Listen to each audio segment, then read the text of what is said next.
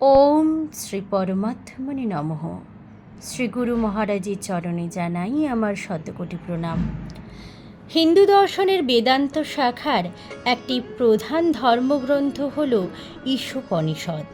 এই গ্রন্থে পরম সত্তার মহিমা, বিশ্বের সব কিছুতে তার উপস্থিতি এবং আত্মাকে পরম সত্তার সাথে এক করতে কর্মের মাধ্যমে জীবনযাপনের প্রয়োজনীয়তা বর্ণনা করা হয়েছে।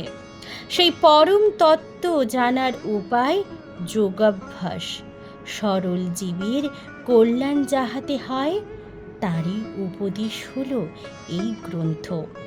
নিজ পরিবার, পুত্র কন্যা কাহারও দ্বারা মুক্তি সম্ভব নয়, কেবলমাত্র ত্যাগের দ্বারাই তা সম্ভব।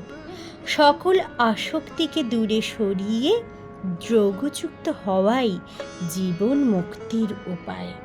শুরু করছি পরমহংস জ্ঞানানন্দ মহারাজ রচিত গিরিনির্ঝর কাব্যগ্রন্থের অন্তর্গত প্রথম খণ্ডের দীর্ঘই বিভাগের 11তম কবিতা ঈশোপনিষদ।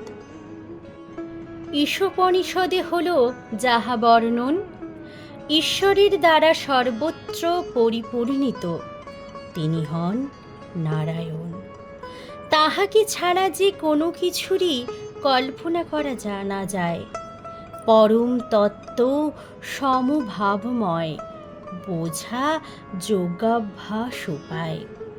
সকল জীবের কল্যাণ যাহাতে তাহা তাঁর উপদেশ। ত্যাগ মহিমার বিকাশ ইহাতে আচরণের এ সন্দেশ। ধনের দ্বারা তো হয় না সে কাজ, ধনেতে হয় যে ধর্ম। ধর্মের পথ অতি প্রশস্ত, বুঝে দেখো এর মর্ম।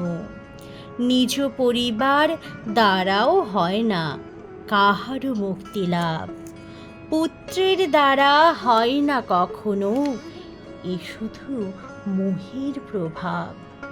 কেবলমাত্র ত্যাগের দ্বারাই প্রাপ্ত পরম পদ, প্রাচীনগণের এই অভিমত।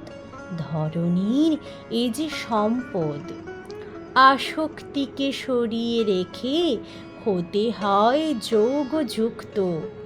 সাহজিক এই সাধনার বলে জীব হয় জীবন মুক্ত। হরি ওম তৎসৎ।